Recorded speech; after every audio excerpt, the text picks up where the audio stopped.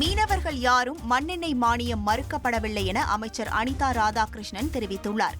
சென்னை பாடி மேம்பாலம் அருகே வண்ண மீன்கள் விற்பனை வர்த்தக மைய கட்டிடத்தின் கட்டுமான பணியை அமைச்சர்கள் சேகர் பாபு, அனிதா ராதாகிருஷ்ணன் ஆகியோர் ஆய்வு செய்தனர்.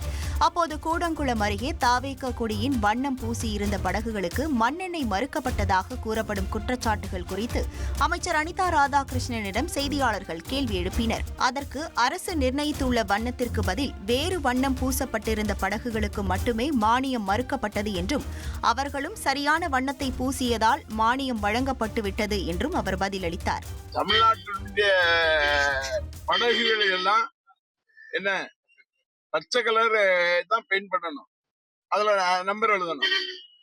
அதே பச்சை கலரே பயன்படுத்தாம வெறும் பிரச்சாரத்துக்கு படகு இல்லை. அதனால அரசு எங்களுடைய துறையின் திட்டப்படி அதை பண்ணணுங்கிறக்காக இது பண்ணிருப்பாங்க. அதெல்லாம் உண்டு. மானியம் யாருக்கும் நிறுத்தல சொல்லியிருக்காங்க. நீ இப்படி பண்ணாதுங்க, இந்த இது பச்சை பண்ணுங்க, என்ன இது.